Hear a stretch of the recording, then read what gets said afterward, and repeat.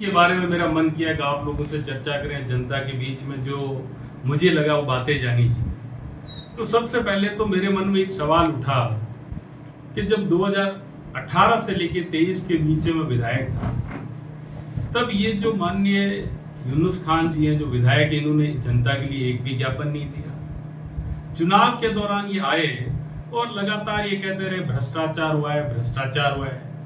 6 महीने के अंदर इन्होंने बोला था कि मैं 6 महीने में सारे काम करा दूंगा। तो मुझे तो ये समझ नहीं आता कि 6 महीने में क्या आपने एक भी भ्रष्टाचार का मामला उजागर किया, आपने एंटी करप्शन में कोई शिकायत की, और अभी भी आप ये बोल रहे हैं कि भ्रष्टाचार जारी है। तो फिर आपके विधायक बनने के बाद बदलाव क्या हुआ? क्या ये आपका दायित्व नहीं है कि आप विधायक बने, भ्रष्टाचार रोके? क्या ये आपका दायित्व नहीं है उस पर आप काम करें? ये अनर्गल बातें हैं। और हम चूंकि आज विपक्ष में हैं, तो हमारी ये, मैं मानता हूँ, जिम्मेदारी बनती है कि जो इन्होंने कहा था वो जनता के सामने लेके आए। इन्होंने ये कहा था कि मैं डीडवाना में एयरपोर्ट बना दूंगा। तो मैं पूछना चाहता हूँ कि क्या जमीन का सर्वे हो गया एयरपोर्ट के लिए? क्या कोई ऐसी एजेंसी यहाँ पे आई है जो कि एयरपोर्ट बनाने के लिए सक्षम हो, जिसने कोई जमीन देखी हो?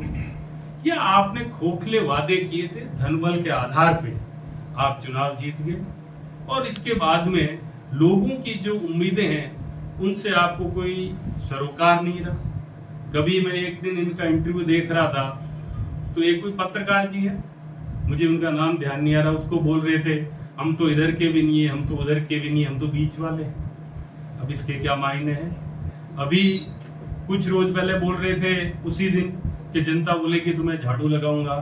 तो अभी मेरे पास आज सुबह फोन है एक बाबा का कि यूनुस खान जी झाड़ू काट देगी। तो मैं तो बोलता हूँ कि 1.5 घंटे सुबह, 1.5 घंटे शाम को आप झाड़ू लगाइए अगर ये कर सकते हैं। झाड़ू लगाना विधायक का काम नहीं है। विधायक का काम है जनता की जो मांगे हैं, जनता की जो उम्मीदें, अपेक्षा है, उन पर आप खरा उतरे। भ्रष्टाचार की बात यूनुस खान जी कर ही नहीं सकते। लोगों से बात करो तो ये बोलते हैं कि यूनुस खान जी बड़े पैसे वाले हैं।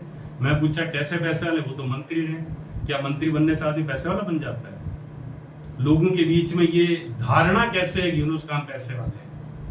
आपके पास पैसा कहां से आया? लोग ऐसी बात क्यों सोचते हैं? और मैं आपको बताना चाहता हूं कि डीडवाना के इतिहास में आज दिन तक का सरकार में रहते हुए सरकार की मदद से सबसे बड़ा भूमि घोटाला किसी ने किया है तो यूनुस खान जी ने किया है। डीडवाना के अंदर रॉयल मार्केट के सामने जो सरकारी जमीन थी, जहाँ की सरकारी स्कूल था, उसको इन लोगों ने कब्जा लिया सरकार की मदद लेके, और आज दिन तक वो इन्होंने कब्जा रखा है।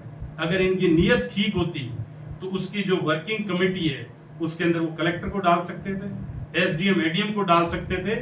नहीं, इसके बनिस्बत खुद उसके आजीवन संरक्षक बन के बैठे हैं। और वो जो एग्रीमेंट था जमीन हड़पने का सरकार की मदद से इन्होंने किया, वो एग्रीमेंट का 8वां बिंदु ये बोलता है कि जब भी डीडवाना के अंदर राजकीय महिला महाविद्यालय बनेगा तो हम ये भूमि वापस सरकार को समर्पण कर देंगे। आज 3 साल के करीब वक्त हो गया है, क्या इन्होंने वो जमीन वापस दी?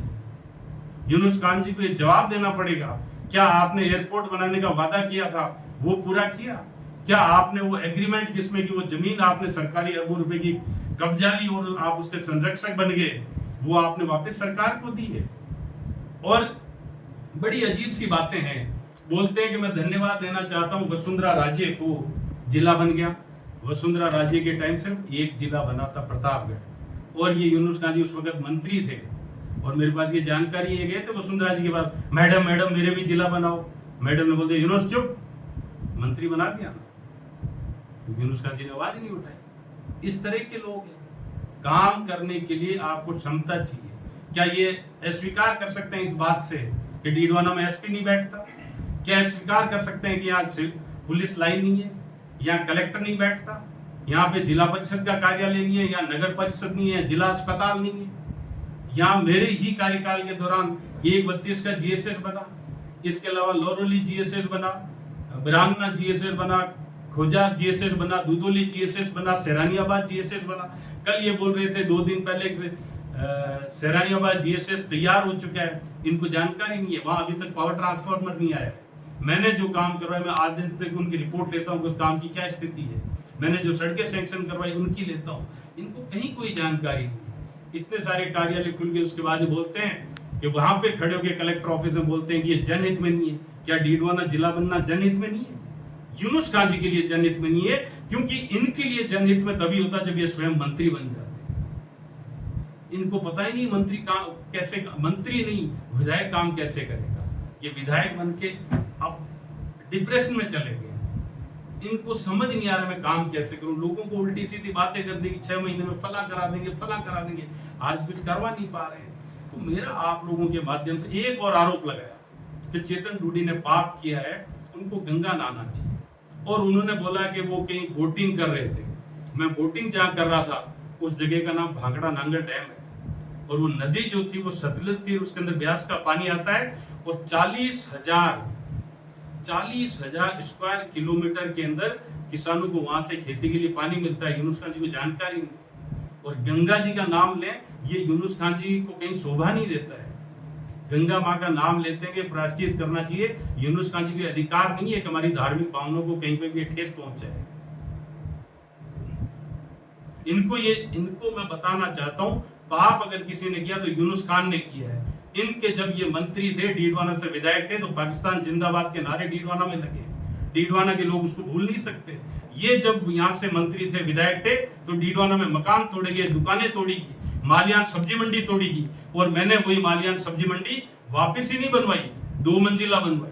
और 2 मंजिला नहीं बने, उनको 6 फीट जगह एक्स्ट्रा दी, जबकि इन्होंने तोड़ फोड़ का काम किया। लगातार इन्होंने ऐसे काम किए जिसकी वजह से पाप का अगर कहीं कोई हो तो उसके भागीदार यूनुस खान जी है।